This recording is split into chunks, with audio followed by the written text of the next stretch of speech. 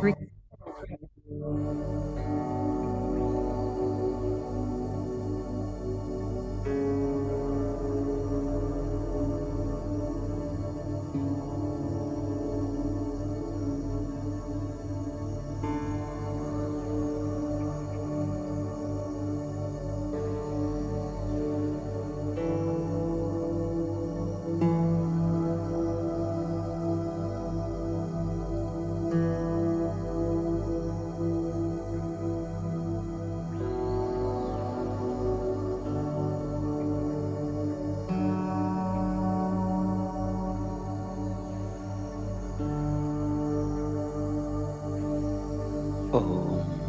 शांति। ओम शांति। ओम शांति।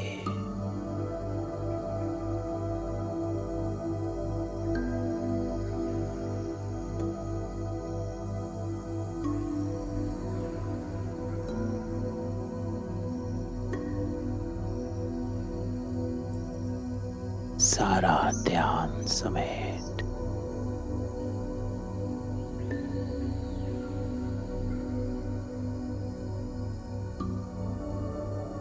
मन बुद्धि एकाग्र।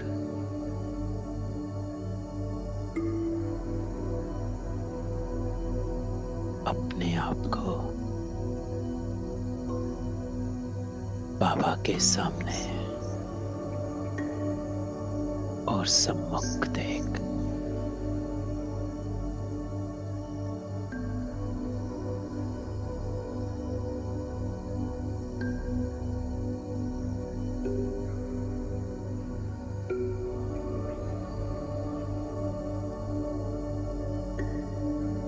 वो मेरा बाबा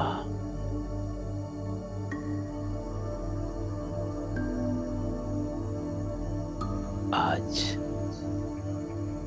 मुझे सामने बिठा पहला पाठ पक्का करा रहा है।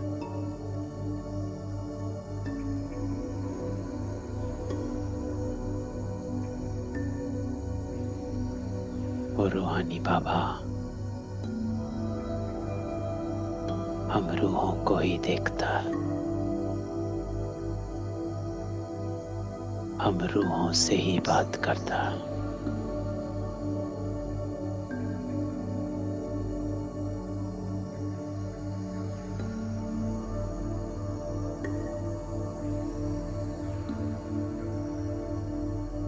किसके सामने बैठे हो?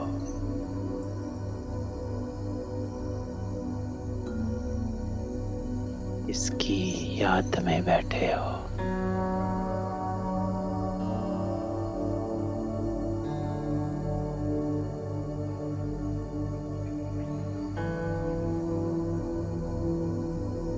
इस देह को यहीं छोड़ अपने आप को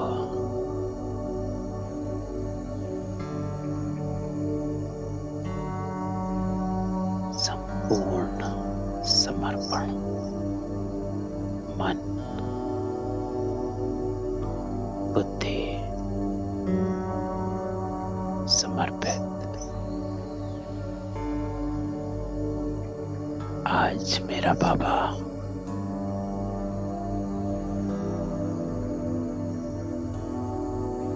मुझे क्या कहता है, तो चले बाबा के सामने बैठ। आज बाबा मुझे क्या कह रहा है।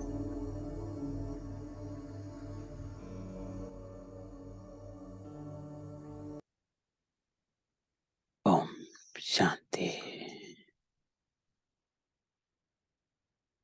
10 नवंबर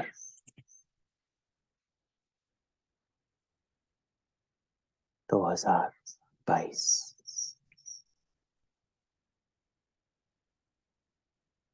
बाबा कहता है, मीठे बच्चे मीठे बच्चे,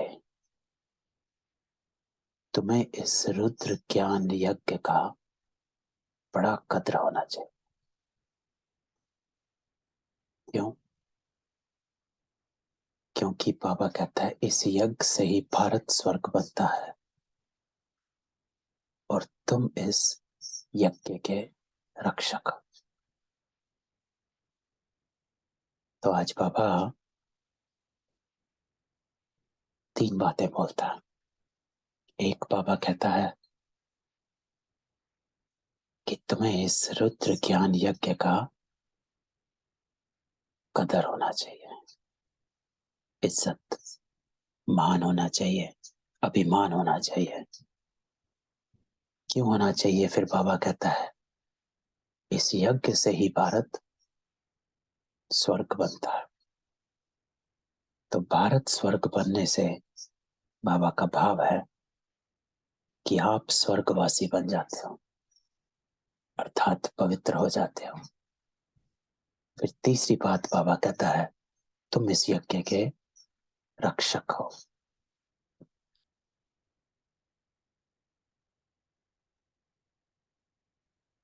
तो आज का प्रश्न है, बाबा कहते हैं बच्चे बाप व टीचर को तलाक अथवा फारक्ती कैसे और कब देते हैं? तो बाबा क्वेश्चन को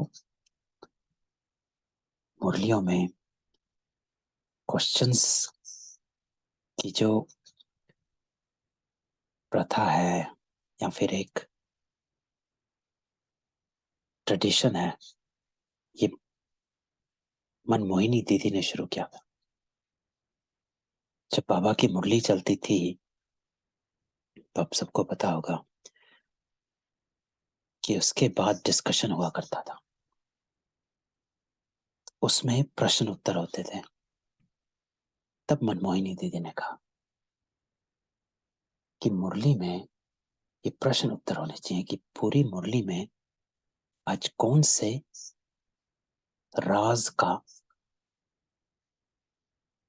कौन सा राज खुला है और क्या राज बाबा ने बताया, और वो राज प्रश्न उत्तर के रूप में मुरली में आता। तो आज की मुरली का क्वेश्चन है बच्चे बाप व टीचर को तलाक अथवा फारक्ती कैसे और कब देते हैं? तो बाबा कहता है कि जब बाप अथवा टीचर को भूल जाते हैं, और भूलने का अर्थ बाबा कहता है मुरली मिस करते हैं, पढ़ते व सुनते नहीं है, तो गोया बाप को फारक्ती व तलाक दे देते हैं। तो बाबा हमेशा एक बात कहता है कि मुरलीधर से प्यार है तो मुरली से भी प्यार है, सिर्फ मुरलीधर से प्यार नहीं हो सकता। तो बाबा को भूले हो इसका मतलब मुरली भूल गए हो। अगर बाबा याद है तो मुरली याद है, तो मुरली मिस करते हो तो इसका मतलब बाबा को भूल गया। तो बाबा कहते बच्चे तुम मुझे तलाक कभी नहीं देना। तो तलाक की डेफिनेशन आज बाबा कहता है कि बच्चे मुरली मिस मत करना। दूसरा प्रश्न, तो बाबा कहता तुम्हारा सत्य ज्ञान मनुष्यों को मुश्किल समझ में आता, क्यों? उत्तर बाबा कहता है क्योंकि यह ज्ञान परंपरा नहीं चलता। तो अभी जितने भी शास्त्र आदि हम पढ़ते चले आए हैं या भारत में हैं, तो उन ज्ञान शास्त्रों में यही है कि ये परंपरा चले आते हैं और इस ज्ञान को कोई समझता नहीं है या मानता नहीं है। क्यों? क्योंकि बाबा कहता है क्योंकि यह ज्ञान परंपरा नहीं चलता, नया ज्ञान है, अभी होता है, संगम युग पर ही होता है, इसलिए मनुष्य उसको समझ नहीं पाता। तो बाबा कहता है अभी ही प्राय लोप हो जाता है। इस ज्ञान का किसको पता ही नहीं है, यह नया ज्ञान है, इसलिए उन्हें समझने में मुश्किल लगता, क्योंकि शास्त्रों में नहीं। किसी से बात करेंगे कोई अज्ञानी से तो हमेशा शास्त्र सामने आते हैं। किसी को कोर्स दे रहे हो शास्त्र सामने आएगा, गीता सामने आएगी, महाभारत सामने आएगी, रामायण सामने आएगी। कुरान सामने आएगी, बाइबल सामने आएगी, और उसको एक प्रूफ मानते हैं कि that is the truth. Now tell me what you say different. तो इसलिए बाबा कहता है ये मुश्किलों को मुश्किल समझ में आता है क्योंकि ये नया ज्ञान है। अगर परंपरा चला आता तो समझ में आ जाता, लेकिन वो ड्रामा में नहीं। तो आज का ज्ञान, आज का गीत चला है, पितु मात सहायक स्वामी सदा, तुम ही जग के रखवाले हो। तो चलो बाबा के साथ बैठ बाबा का गीत सुनते हैं, और ऐसा अपने आप को, अपनी बुद्धि को ऐसा स्थित करें कि हम बाबा के साथ ये गीत सुन रहे हैं, क्योंकि ये गीत बाबा चलवाता। तो सुनते हैं।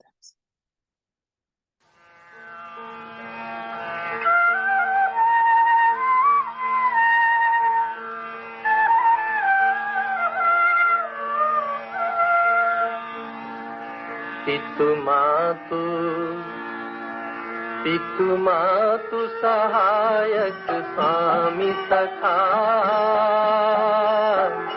तुम ही एक नाथ हमारे हो।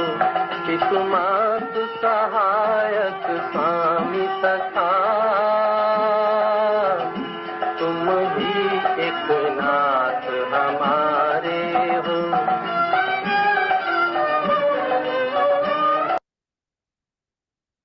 ओम शांति।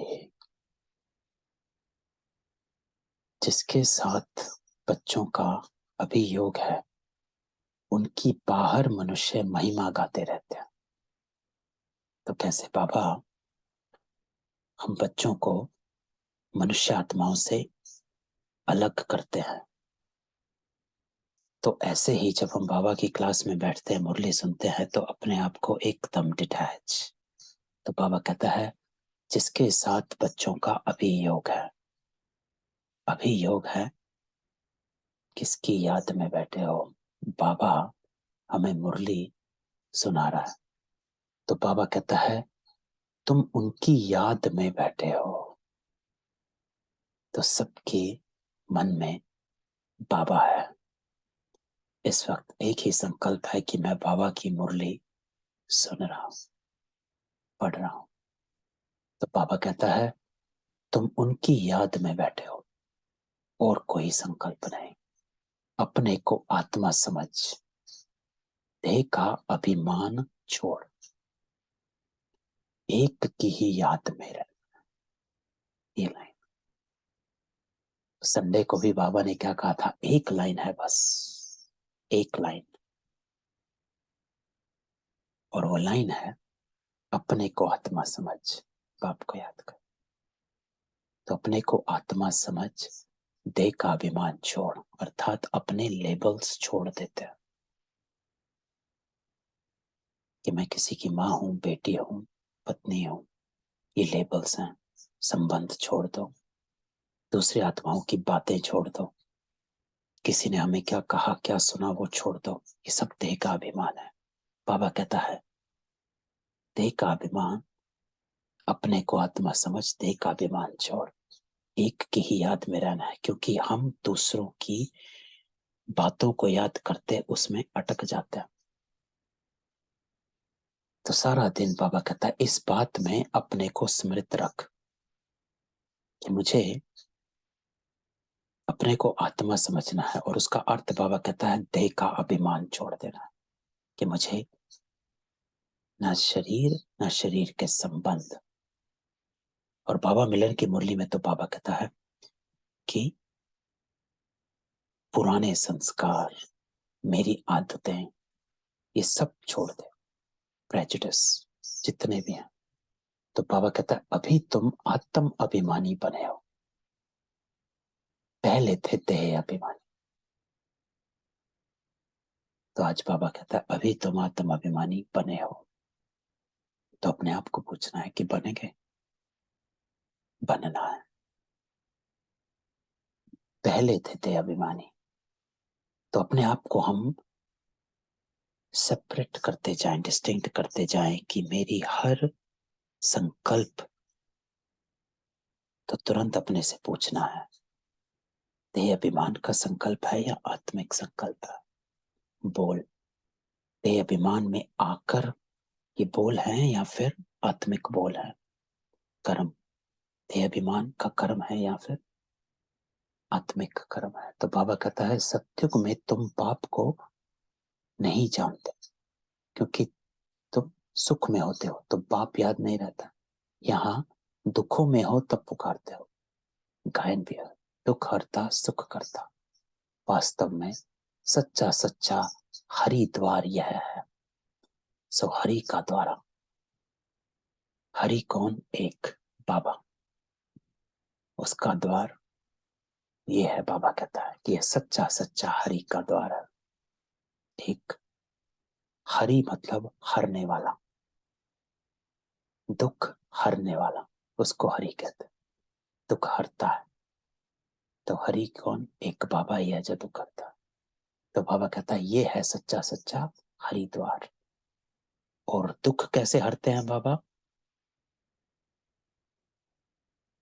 ऊपर जो बाबा ने कहा, अभी तुम आत्म अभिमानी बने हो। जब जब जब और जितना जितना हम आत्म अभिमानी बनते हैं तब तब और उतना उतना हमारा दुख हरता है। जितना जितना हम देह अभिमान में रहते हैं उतना उतना दुख बढ़ता। तो बाबा कहता है मनुष्य हरि कहते हैं श्री कृष्ण को, वैकुंठ को श्री कृष्ण का हरिद्वार कहते हैं। लेकिन तुम जानते हो वास्तव में हरि कृष्ण को नहीं कहेंगे, दुख हरने वाले को हरि कहेंगे, है ना? दुख हरने वाला।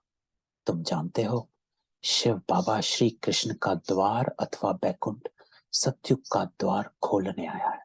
तो जब हम मुरली को पढ़ते हैं, सुनते हैं और फिर इसको 2 मिनट पॉज कर कर हम अपने आप को, जब हम इसको आत्मसात करते हैं तो हम अपने आप को वहां बिठा ले जहां बाबा मुझे बिठाता है।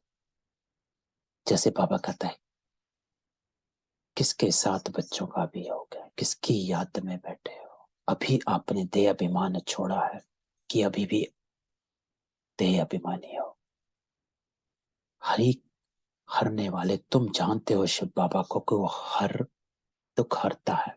दुख कैसे हरता है? हमको आत्म अभिमानी बनाकर। तो जब तक मैं आत्म अभिमानी नहीं बनता तब तक दुख नहीं हर सकता।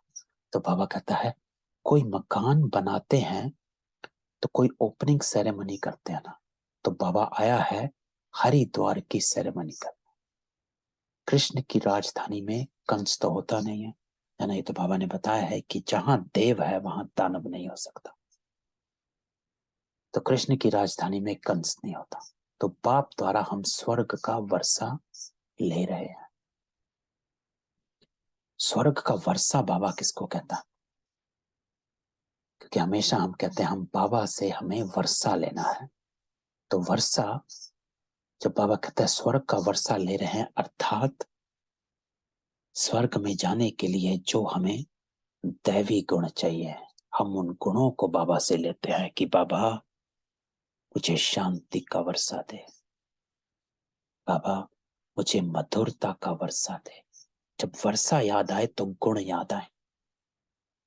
बाबा मुझे क्रोध ना करने का वर्षा चाहिए। बाबा मुझे अपने जैसा रहम दिल बनाना है, मुझे रहम दिल बने का वर्षा चाहिए। आज मैं अशांत हूं बाबा, मुझे शांति का वर्षा चाहिए। तो बाबा कहता है बाप द्वारा हम स्वर्ग का वर्षा ले रहे हैं। बाप ही आकर स्वर्ग की स्थापना की सेरेमनी कर। स्थापना को सेरेमनी कहा जाता है। मकान का पहला फाउंडेशन लगाया जाता है, फिर मकान बनकर पूरा होता है, फिर सेरेमनी की जाती है। तो बाप फाउंडेशन लगाने आया है। तो बाबा क्या कर रहे हैं? फाउंडेशन लगा रहे हैं। तो यहां पर हमारा स्वमान जागता है कि उस फाउंडेशन में बाबा हम बच्चों को तैयार करता है कि बच्चे इस फाउंडेशन में, इस नींव में मेरी मदद करो। ये यज्ञ है। यज्ञ रचा जाता है किसी चीज को मिटाने के लिए। स्थूल में भी जब यज्ञ रचते हैं तो कोई आपदा आती, कहीं बाढ़ आई हुई है, कहीं अकाल पड़ा है, तो यज्ञ रच देते हैं। कि अकाल खत्म हो जाए, बाढ़ रुक जाए, ये हो जाए, वो हो जाए। तो यहाँ भी बाबा कहता है मैं यज्ञ रचता हूं कि ये दुख का काल खत्म हो, सुख का काल आ जाए। तो बाबा फाउंडेशन लगाने आया है 1937 में, फाउंडेशन लगाया। अब फिर तुम स्थापना कर रहे हो।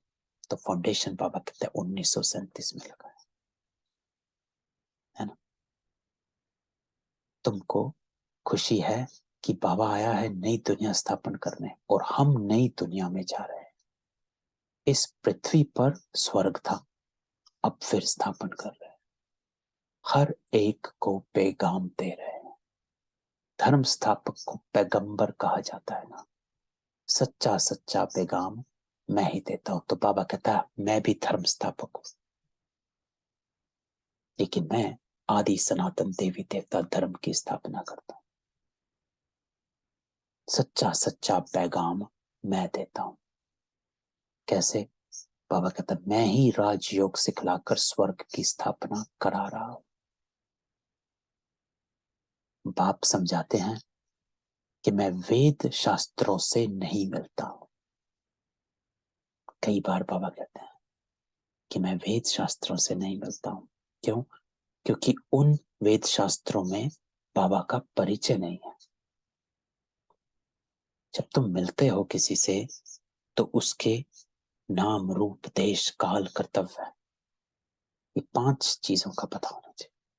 स्थूल में भी मिलते हो तो भी, रेजिडेंट से मिलते हो तो भी पता होना चाहिए कि ये इंसान, ये आदमी, किसी भी आदमी से मिलते हो, किसी भी व्यक्ति से मिलते हो, तो उससे अगर आपको कोई काम निकलवाना है या फिर कोई जरूरत है, तो आपको ये 5 चीजें पता होनी चाहिए। उसका नाम क्या है, कैसा दिखता है, कहाँ रहता है,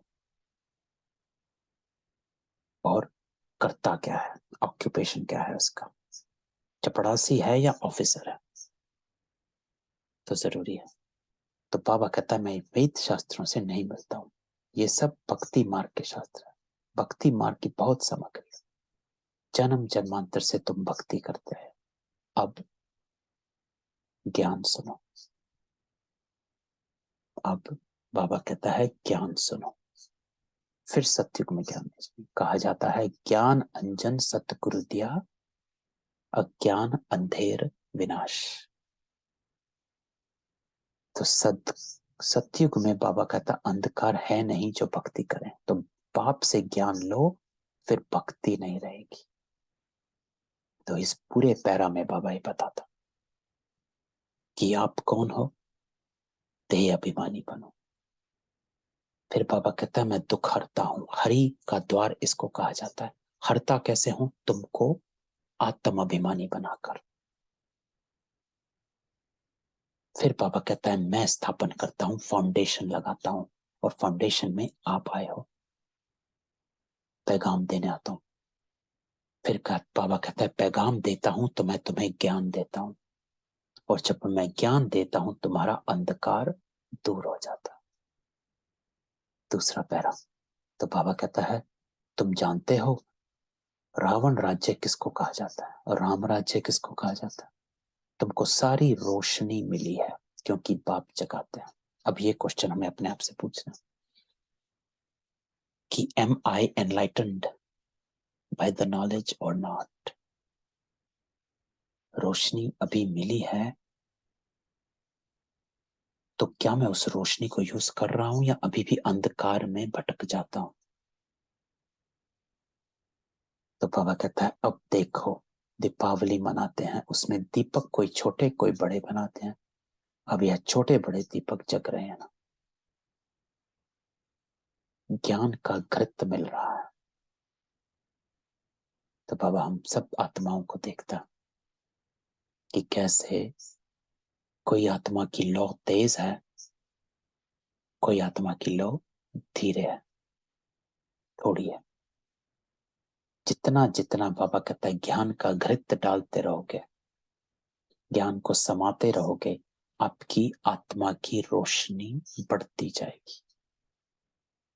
तो मनुष्य मरते हैं तो दीपक में घृत डालते रहते हैं कि प्राणी अंधियारे में ठोकरे ना खाए। प्राणी बाबा कहता है आत्मा को कि आत्मा अंधियारे में ठोकरे ना खाए।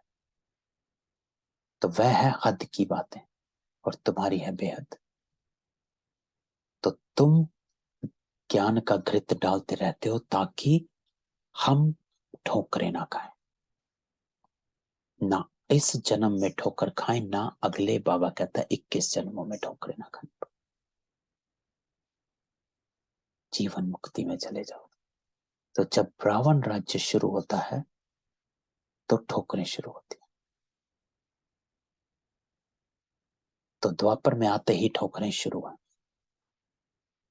तो सत्युग त्रेता में ठोकरें नहीं। तो बाबा कहता है तुम ये घृत डालते हो ताकि तुम्हें ठोकरें ना खानी पड़े। तो अभी बाबा कहता है दिन प्रतिदिन अधिक ही ठोकरें खाते रहते, अर्थात भटक जाते हैं। ठोकरें बाबा कहता है कि कहीं कर्म में, कहीं संकल्प में, कहीं बोल में, कहीं ना कहीं हम वहीं का वहीं ठहरे हुए हैं, उसी स्थान पर हैं जिस स्थान से शुरू हुए थे। कल भी क्रोध करते थे, आज भी करते हैं। कल भी गलत सोचते थे, आज भी सोचते हैं। तो ठहरना नहीं है। तो बाबा कहता है अभी दिन प्रतिदिन अधिक ही ठोकरें खाते रहते हैं। पहले एक की भक्ति करते, अब तो मनुष्य की, टिवाटे की भक्ति करते। भक्ति की बहुत सामग्री है, जितनी वृक्ष की सामग्री है। बीज से कितना बड़ा वृक्ष निकलता है, भक्ति भी इतनी है। तो बाबा कहता है भक्ति का विस्तार बहुत है। तो ज्ञान है बीज। यह सृष्टि तो अनादि अविनाशी है। तो जितना हम इस बीज, बाबा आज कहता है ज्ञान बीज है और बाबा कहता है ज्ञान घृत है। तो जितना हम इस बीज, इस स्थिति में, बीज स्थिति में रहेंगे, उतना हम, बाबा कहता है, ठोकरों से बचेंगे। तो यह सृष्टि तो अनादि अविनाशी है, इनका कब विनाश नहीं होता। ये सृष्टि चक्र लगाती रहती है। बीज भी एक है तो झाड़ भी एक। ऐसे नहीं आकाश में, पाताल में, सूर्य में, चांद में दुनिया है। यह तो साइंस वाले चंद्रमा में जाकर रहने की कोशिश करते हैं, परंतु ये नहीं जानते कि साइंस से सारी दुनिया का विनाश होना और राज्य तुम ले लेंगे। तो तुम कहेंगे यह भी ड्रामा में नूंद है। दूसरे इन बातें को समझेंगे। राजाई तुमको मिलनी है क्योंकि कनेक्शन है कृष्णपुरी और क्रिश्चियनपुरी का। कनेक्शन बाबा कहता है कि क्रिश्चियनपुरी हमें कृष्णपुरी तक पहुंचाएगी। क्या राज बाबा ने बताया, क्या अमेजिंग इंपॉर्टेंट बात आज बाबा बताता कि क्रिश्चियनपुरी और कृष्णपुरी का कनेक्शन है, कि क्रिश्चियनपुरी हमें कृष्णपुरी में लेके जाएगी। कैसे? क्योंकि विनाश क्रिश्चियनपुरी करेगी। विनाश की तैयारियां क्रिश्चियनपुरी कर रही है, अर्थात विदेशी ताकतें। और वो ऐसे बॉम्ब, ऐसा विनाश करेगी जो हमें कृष्णपुरी तक ले जाएगा। इन्होंने भारतवासियों को आपस में लड़ाकर कृष्णपुरी को क्रिश्चियनपुरी बनाया। बाप कहते हैं हिसाब लेना है। इनको आपस में लड़ाकर माखन तुमको देते हैं अथवा तुमको विश्व का मालिक बनाते हैं। तो बाबा कहता है कि जो बाबा ने कल्प वृक्ष के चित्र में भी दिखाया है कि अमेरिका और रशिया आपस में वार करते हैं और माखन भारत ले जाता है। ये आपस में लड़ेंगे जरूर। वह समझते हैं हम पहलवान, वे कहते हैं हम पहलवान, हम जीतेंगे, लेकिन सबसे पहलवान तो तुम निकल पड़े हो। जीत तुम्हारी। महावीर और महावीर नहीं कहा जाता है। बाप कहते हैं माया के तूफान तो आएंगे परंतु कर्म में नहीं आना। देखो बाबा जब साकार मुरली सुनाता है ना, तो पापा ये इसको कहा जाता है सागर की लहर है, कि शिव को ज्ञान का सागर कहा जाता है। तो एक लहर ये चल रही है, तुरंत दूसरी लहर दूसरे से आएगी। अभी ऊपर क्या बात चल रही थी, कृष्णपुरी क्रिश्चियनपुरी की। दो मुल्क आपस में लड़ेंगे और हमको माखन मिल जाएगा। अभी वो बात चल ही रही है कि जैसे सागर में लहर उठती है, पीछे से एक नई लहर निकल के आती है, तो बाबा कहते हैं माया के तूफान तो आएंगे परंतु कर्म में नहीं आना। तुरंत बाबा कॉन्टेक्स्ट चेंज कर देता। पूरी मुरली में मिक्स होता है सृष्टि के ज्ञान का, संस्कारों का कि क्या चेंज करना है, हमारी स्मृति का कि अपनी स्मृति कैसे, जैसे बाबा ने स्टार्टिंग शुरू करी आत्माभिमानी स्मृति से। फिर बाबा क्या कहता है कि मैं आता हूं और मैं धर्म स्थापक हूं, इस तरह से आता हूं और ये सब करता हूं। फिर बाबा तुरंत हमारे को लेकर जाता है राम राज्य में सृष्टि चक्र में ले आया कि आप आत्माएं सृष्टि चक्र में आती हो तो आप दुख में नहीं आती हो, क्योंकि आप सतयुग से आते हो, बाकी आत्माएं राम राज्य थे। फिर बाबा कृष्णपुरी और कृष्णपुरी में उसका जिक्र करने लगे, और फिर अचानक बाबा वापस हमें लेकर आता है कर्मों में। तो कैसे सागर की लहर की तरह ये मुरली चलती है, तो अपने को उस कॉन्टेक्स्ट में रखना है कि कैसे बाबा एक के ऊपर एक लहर लगाता है, लेकिन हम इन लहरों की गहराई में निकल जाए, है ना।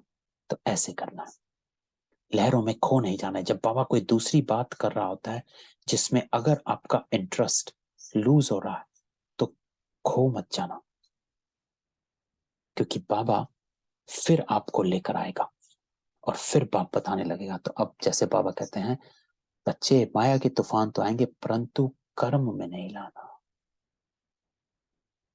योग बल से स्थापना हो रही है और भाव बल से विनाश हो रहा है, लेकिन तुम कर्म में नहीं लाना, चाहे कुछ हो जाए, लड़ाई हो, ये हो, वो हो, लेकिन तुम अपने कर्मों को संभाल कर रखो। तो इसलिए दूसरी लाइन बाबा बोलता है उठते बैठते चलते फिरते बाप को याद करना है, इसको कहा जाता है योग बल। देखो कैसे कॉन्टेक्स्ट चेंज किया बाबा ने, और अब बाबा सीधा समझाने पे आ गया कि बच्चे कर्म में नहीं लाना, योग बल से स्थापना होती है। और योग बल क्या है, वो बाबा कहता है उठते बैठते चलते फिरते बाबा को याद करना। जो कल की मुरली थी, याद किसे कहा जाता है, परसों की मुरली, योग किसे कहा जाता है। फिर बाबा कहता है एक है योग बल, दूसरा फिर ज्ञान बल कहा जाता है। ज्ञान बल क्यों कहा जाता है, क्योंकि शास्त्रों में बल नहीं है। आज बाबा नहीं बात करता, नॉलेज इज पावर, और नॉलेज इज पावर क्यों, क्योंकि इस नॉलेज से आप मनुष्य से देवता बनते हो, इतनी पावर है इसमें, शास्त्रों में नहीं बनते हो। बाबा कहता है द्वापर से शास्त्र पढ़ते आए, आज तक तो कोई देवता बन, तो उसमें इतना बल नहीं है, पावर नहीं है, पावर है इस ज्ञान में। फिर बाबा कहता है उनसे कोई को मुक्ति जीवन मुक्ति नहीं मिल सकती, इसलिए उनको ज्ञान नहीं कहा जाता। तो कोई कहे कि मैंने शास्त्र पढ़े, ये पढ़ा, वो पढ़ा, मैं ज्ञानी हूं, तो बाबा कहता है ज्ञान उसको कहा जाता है जिससे सदगति हो। तो एक ही क्वेश्चन उस आत्मा से पूछना है, किसकी सदगति हुई, कितने कर्म सुधरे, अपने को कितना चेंज किया है, या सिर्फ ज्ञान कंठ किया है, गीता कंठ करी है, रामायण कंठ करी, महाभारत कंठ करी, बस। तो बाबा कहते हैं भक्ति के शास्त्र कहेंगे, ज्ञान का कोई शास्त्र होता नहीं।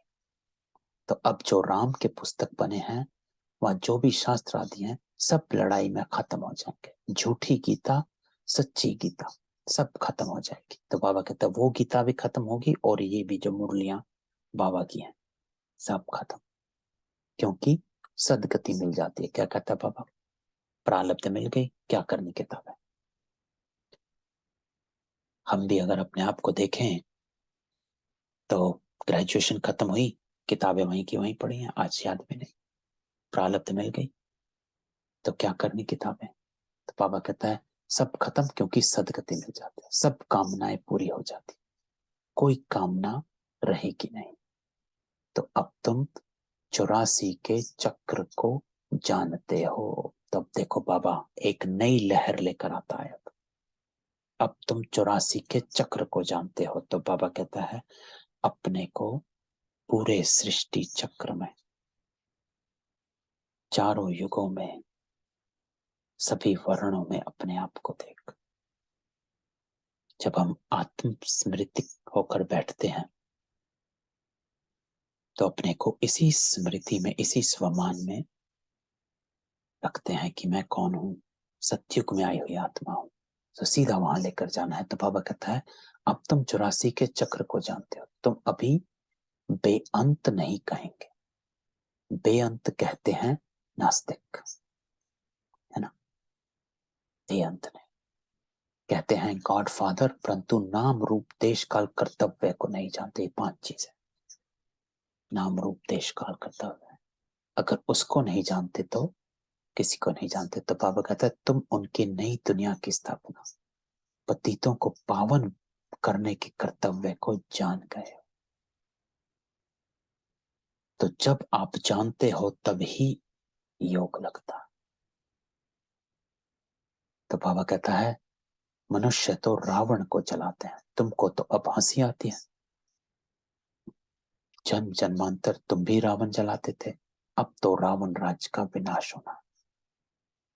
फिर आती दीपावली, वहां गौर सोच रहा है, उसको राम राज कहते हैं। कहते तो सब हैं कि राम राज चाहिए, परंतु राम राज को जानते नहीं। अब फिर बाबा कहता है अभी तुमको ज्ञान मिल रहा है और रावण राज ट्रांसफर होना है राम राज्य। तो बाबा कहता है इस ज्ञान से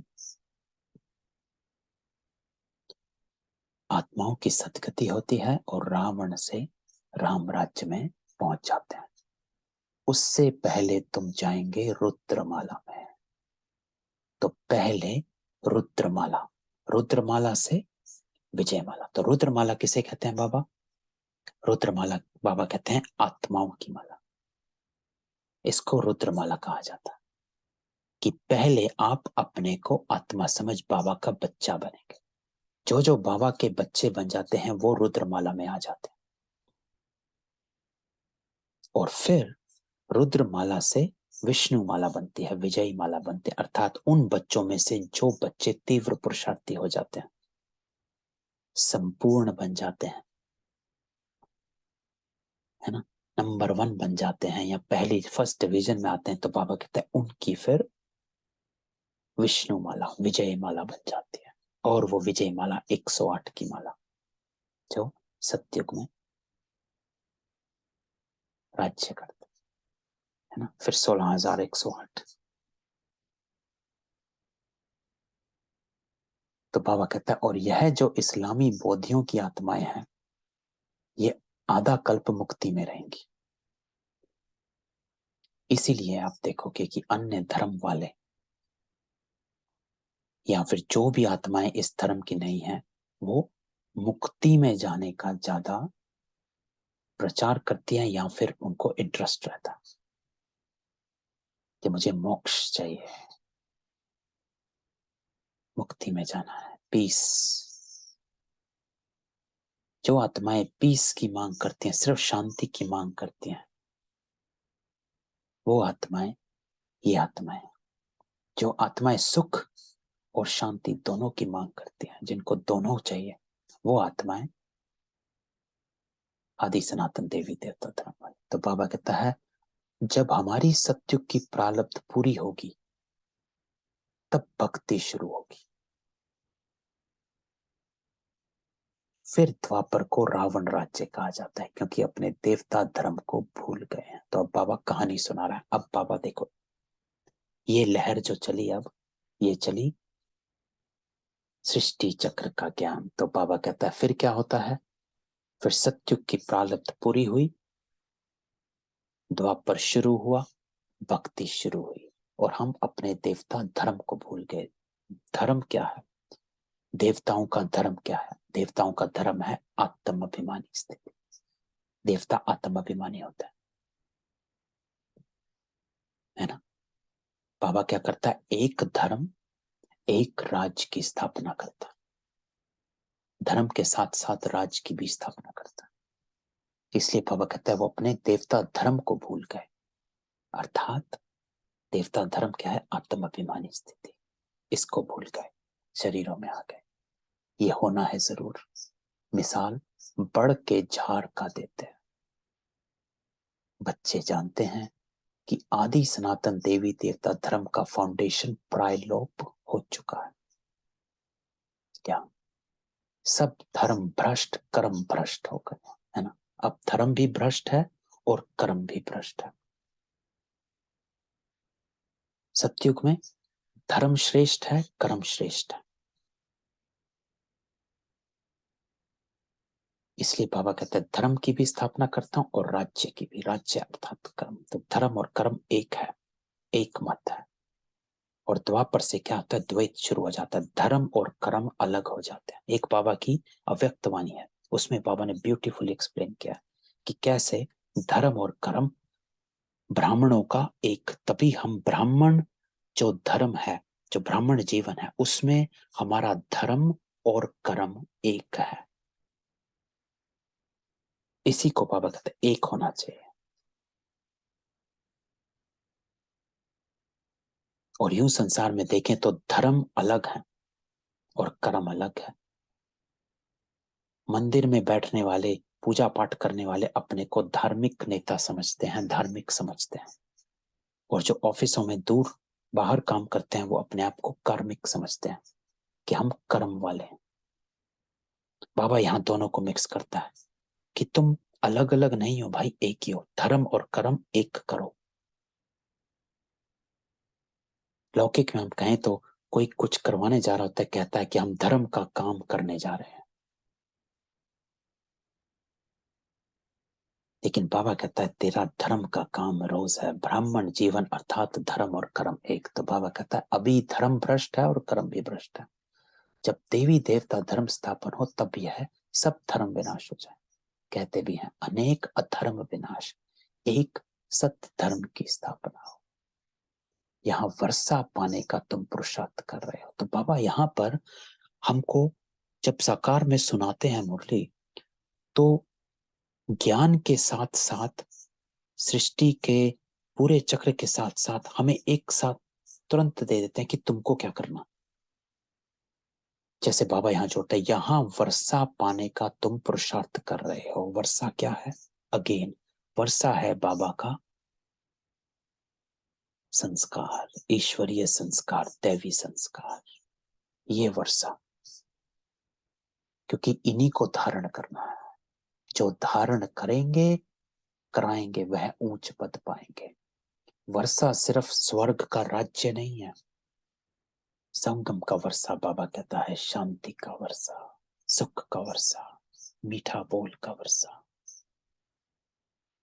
क्रोध ना करने का वर्षा, अपने संकल्पों को शुद्ध रखने का वर्षा, शुभ भावना, शुभ कामना सर्व के प्रति रखने का वर्षा। तो जब जब मुझसे चूकते हैं तो तुरंत बाबा को कहो बाबा मुझे ये वर्षा दे। तो बाबा कहता है तुम वर्षा पाने का पुरुषार्थ कर रहे हो। जो धारण कराएंगे और कराएंगे वही उच्च पद पाएंगे। बाबा कहते हैं मुख्य बात जरूर धारण करो। कि हमको निराकार बाप पढ़ाते हैं कि बोल कौन रहा है, किसके सामने बैठे हो।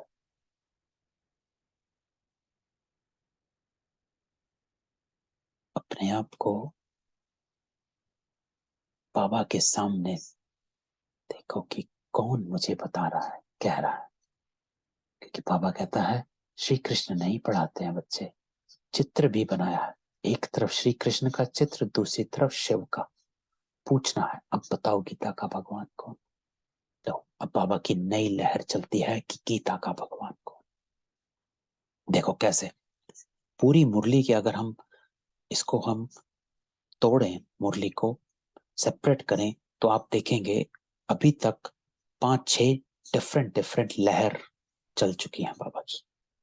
कहां से शुरू हुए? आत्म अभिमानी से, फिर कैसे कृष्णपुरी, फिर कैसे धर्म स्थापक, फिर कैसे बाबा माला की बात करते हैं, फिर कैसे बाबा हमको क्या करना है क्या नहीं करना उसकी बातें बताता है। तो बाबा कहता है जज करो।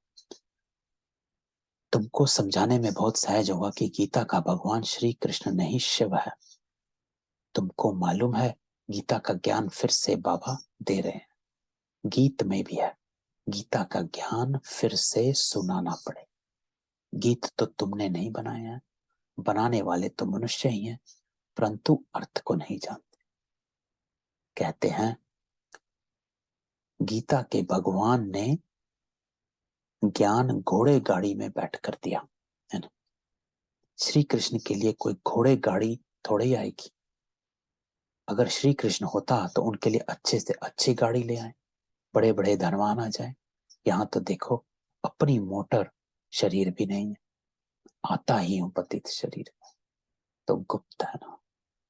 श्री कृष्ण की तो बात नहीं।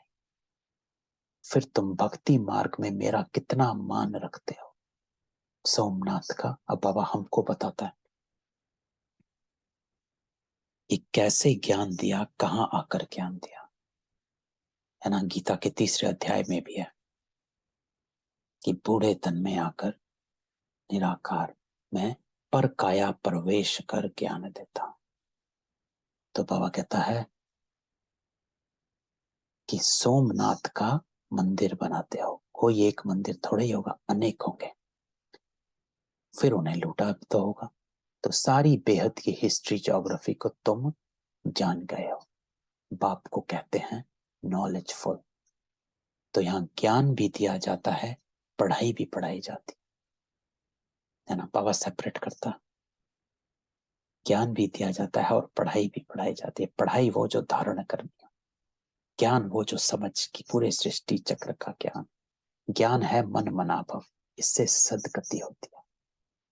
फिर मध्याजी भव की पढ़ाई पढ़ते हैं। देखो ब्यूटीफुली, मन मनाभव मध्याजी भव। मध्याजी भव क्या होता है?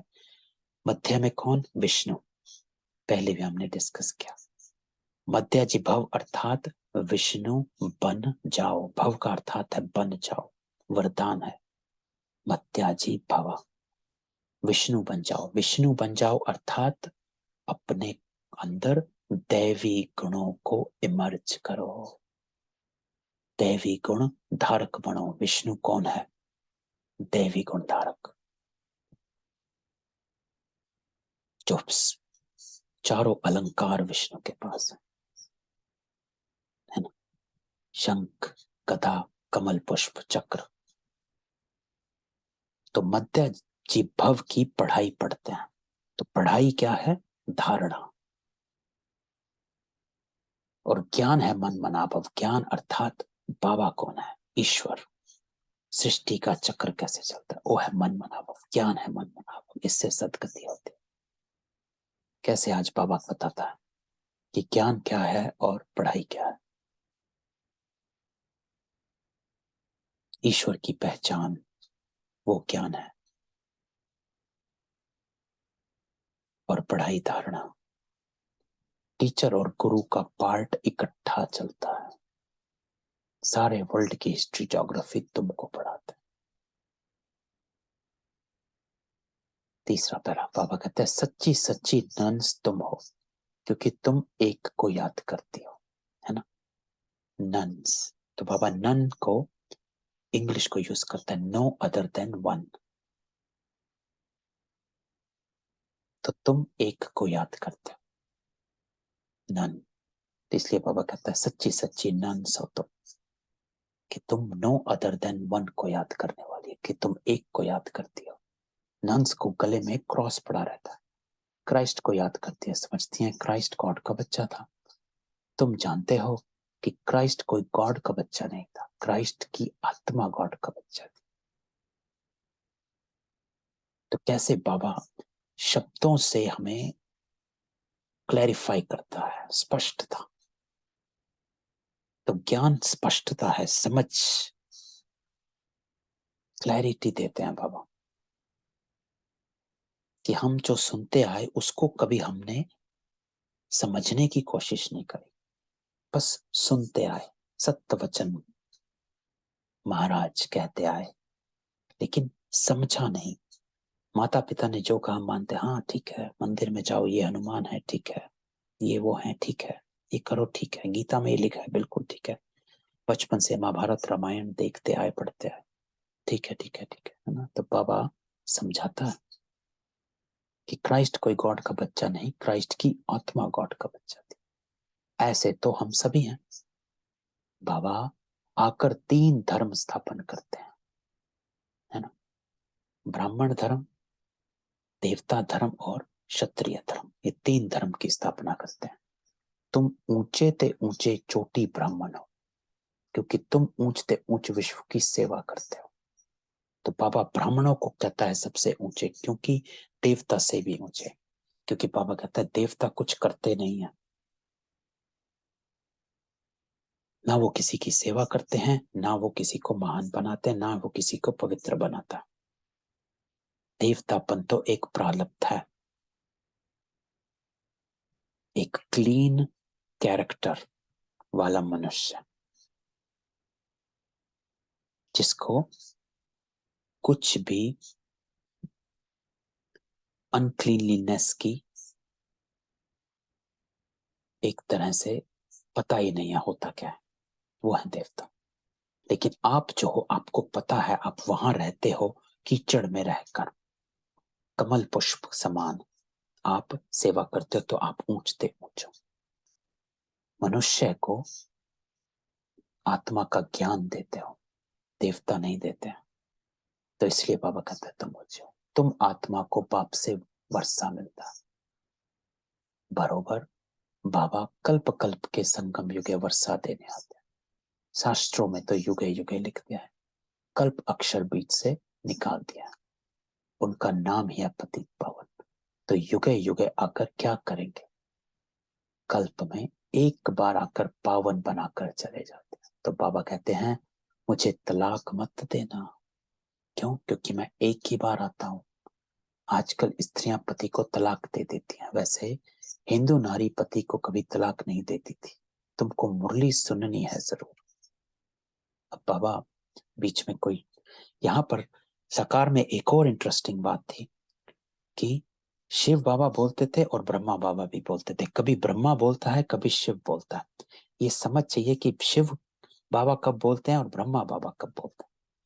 तो कुछ कुछ शब्द जब आपको लौकिक पने का लगता है, तो वो लाइनें, वो बातें ब्रह्मा बाबा बोल रहा है। जब आत्मा का ज्ञान बीच में आता है, तो वो लाइनें शिव बाबा बोल रहा है। तो ये इंटरेस्टिंग कॉम्बिनेशन से सकार मुरली चलती थी, है ना। तो बाबा, अब ये शिव बाबा बोलता है तुमको मुरली सुननी है जरूर। मुरली नहीं सुनते हो तो गोया बाप टीचर को भूल जाते हो। यह भी जैसे तलाक हो गया, तुमको भी कितना अटेंशन देना। अब नापास होंगे तो कल्प कल्पांतर नापास होंगे। अंत में सबको मालूम पड़ जाएगा कि किस किसने कितनी पढ़ाई पढ़ी थी। बाबा कहता है कि अभी अटेंशन नहीं देंगे तो कल्प कल्पांतर नापास होंगे। ये बात मैं हमेशा ध्यान रखता हूं कि मैंने आज अगर अमृत वेला मिस किया तो एक दिन मिस नहीं किया। हर कल्प में मैं आज के दिन मिस करने वाला हूं, तो उठ जाता हूं। तो वही बाबा कहता है कि अभी नापास होंगे तो ये मत सोचो कि आज आपने ये गलती करी। आपने हर कल्प में उस गलती को करने की नोंद बना दी। कल्प कल्पांतर नापास होंगे तो इतनी अटेंशन रखनी। इसलिए बाबा कहता है तुमको कितना अटेंशन देना है कि अभी भूले तो हर कल्प भूलोगे, अभी चले गए तो हर कल्प चले जाओगे, अभी चुके तो हर कल्प चुकोगे, अभी संस्कार चेंज नहीं कर पाए तो हर कल्प नहीं कर पाओगे।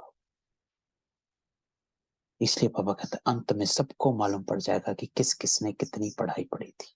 सब कहते हैं कि शांति चाहिए, गोवा मुक्ति चाहते हैं, सब शांति चाहते हैं। आज भी आदि आत्माएं कोर्स करने आती हैं तो कहती हैं शांति चाहिए, बस योग सिखाता हूं। तो बाबा कहते हैं कि दुख में सिमरण सब करें। तो आधा कल्प सुख और आधा कल्प दुख है। सुख दुख का खेल भारत परे। तुम तो कहेंगे हम ही देवता, हम ही क्षत्रिय। तो हम सो का अर्थ भी तो कोई नहीं जानते।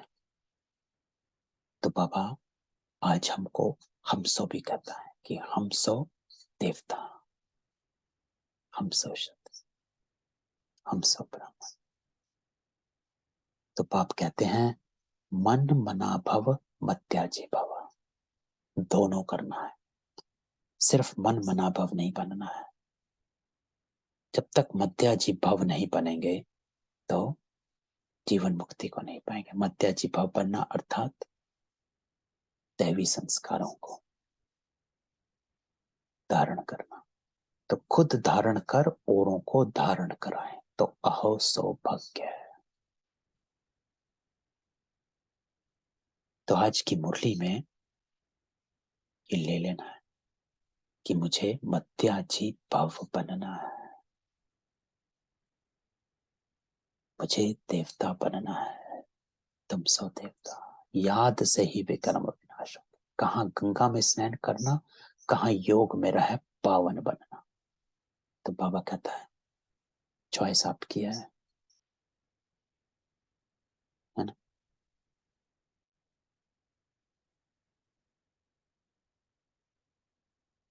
तो बच्चों को यह यज्ञ के पैसे की बहुत कदर होनी चाहिए। अब बाबा जरूर कोई ना कोई बात है जो बाबा के सामने बैठे हैं, कुछ सेंटर से आए हुए हैं, तो बाबा उनको कहता है बच्चों को यज्ञ के पैसे की बहुत कदर होनी चाहिए, क्योंकि इससे भारत स्वर्ग बनता है। बाप है गरीब निवास, गरीबों की पाई पाई पड़ेगी तब वह साहूकार बनेंगे। स्वर्ग में हेल्थ वेल्थ हैप्पीनेस है। अगर हेल्थ वेल्थ है तो हैप्पीनेस भी है। अगर हेल्थ हो वेल्थ ना हो तो हैप्पीनेस हो नहीं सकती, है ना। तो अगर अमीर से अमीर है और बीमार पड़ा तो क्या हैप्पीनेस। तो बाबा कहता है अगर हेल्थ और वेल्थ दोनों है तो हैप्पीनेस भी है। तो दोनों चाहिए, हेल्थ भी चाहिए और वेल्थ भी चाहिए।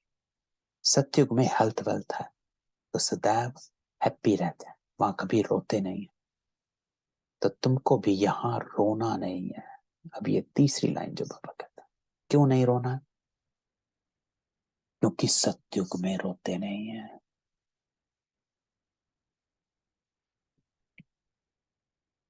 तो मैं कौन हूं सत्युग में जाने? अगर मेरा ये रोने का संस्कार मैं सत्युग में साथ नहीं लेकर जा सकता, तो बाबा कहता है अगर रोगे तो सत्युग में नहीं जा पाओ, क्योंकि वहां रोने का संस्कार होता नहीं है। तो अगर रोने का संस्कार आपका अभी भी है तो इसको हटाओ, याद करो कि सत्युग में कभी रोते नहीं है। तो अर्थात ये संस्कार वहां है ही नहीं। तो मुझे वो संस्कार अगर मेरे में है तो मिटाना है। तो बच्चा बाबा कहता है तो तुमको भी यहां रोना नहीं, परंतु माया के तूफान मर जाते थे। हेल्थ मिलती है हॉस्पिटल से और वेल्थ मिलती है पढ़ाई से। तो देखो मेरे बच्चे कितने गरीब हैं, 3 पैर पृथ्वी में हॉस्पिटल खोल देते जहां से ही सबको हेल्थ वेल्थ मिलती है। तो बाबा कहता है ये ऐसा रूहानी हॉस्पिटल है, यहाँ आपको हेल्थ भी मिलती है और वेल्थ भी मिलती है। अच्छा, तो मीठे मीठे सिखिलते बच्चों प्रति माता पिता बाप दादा का याद प्यार गुड मॉर्निंग। रूहानी बाप की रूहानी बच्चों को नमस्ते। तो हम रूहानी बच्चों की रूहानी बाप दादा को याद प्यार नमस्ते और गुड मॉर्निंग। तो धारणा आज क्या बाबा कहता है, माया के तूफानों से कभी मुरझाना नहीं है, सदैव खुशी में रहना है। दूसरा, हमको निराकार बाप पढ़ाते हैं इसी नशे में रहना है, इस झूठी दुनिया में कोई भी कामना नहीं रखना। तो बाबा 2 बातें कहता है कि कामनाएं जो हैं वो आपको बाबा से छुड़वा देती हैं, पढ़ाई छुड़वा देती है। तो बाबा कहता है हमको निराकार बाप पढ़ाते हैं इस नशे में रहना, कोई भी स्थूल कामना में नहीं रखना। दूसरा बाबा कहता है सदैव खुशी में रहना है, माया के तूफानों में कभी मुरझाना नहीं है, दिल शिकस्त नहीं। और खुशी में रहने के लिए बाबा ने ऊपर बताया पहली ही 4 लाइनों में कि अपने को आत्मा समझना। वरदान, हर रोज की मुरली के साधन द्वारा व्यर्थ को खत्म करने वाले पास विद ऑनर बाबा। तो बाबा को वरदान देते हैं पास विद ऑनर भाव। युक्ति बाबा बताता है हर रोज की मुरली के साधन द्वारा। तो आज की मुरली का साधन 3 बातें बाबा बता चुके हैं। रोना नहीं है, अपने को आत्मा समझना है, तभी दुख हरता बनोगे। हरि के द्वार पर तभी आए जब आप दुख हरता के पास आए, और हरता तभी जब अपने को आत्म अभिमानी। पहली लाइन।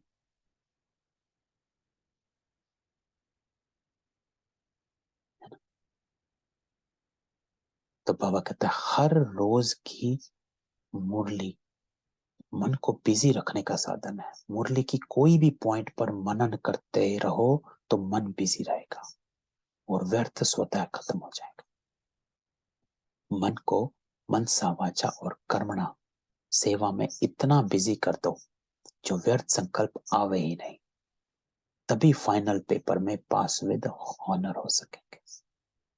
अगर व्यर्थ संकल्प चलने का अभ्यास होगा तो समय पर धोखा खा लेंगे। तो बाबा कहता है अभ्यास क्या करना है। 2 चॉइस बाबा इसमें देता है। एक तो है व्यर्थ संकल्प चलाने का अभ्यास, दूसरा बाबा कहता है कि अपने आप को मुरली के मनन चिंतन में व्यस्त रखने का अभ्यास।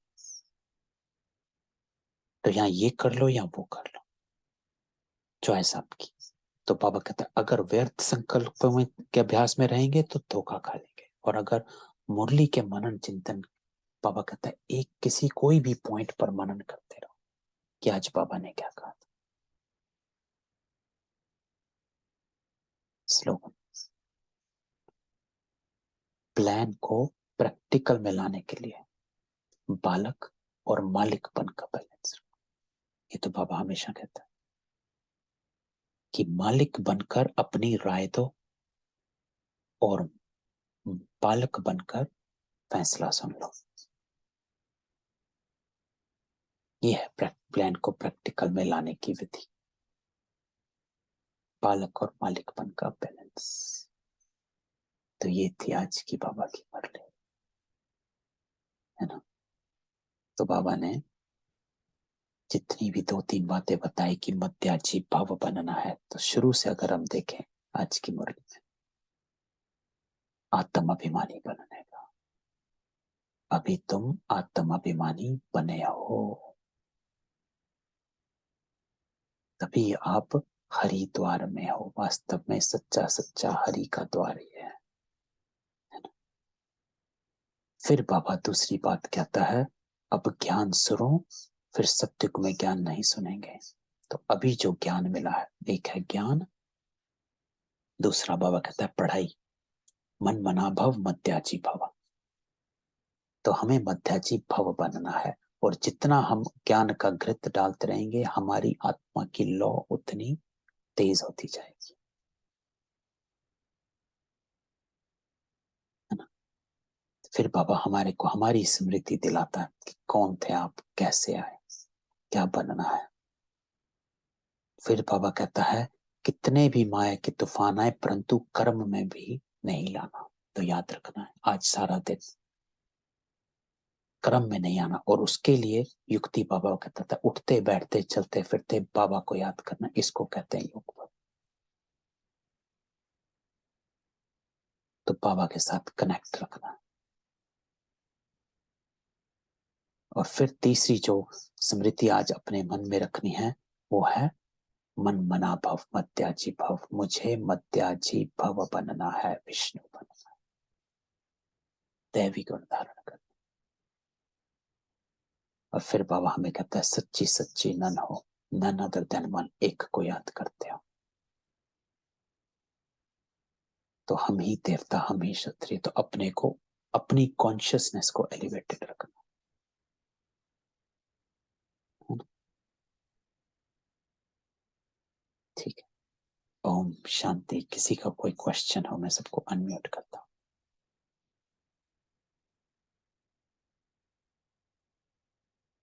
नहीं है, ठीक है, तो कल मिलते हैं फिर बाबा की मुरली के साथ। ओम शांति। ओम ओम शांति बहन भाई जी। जी। ओम शांति।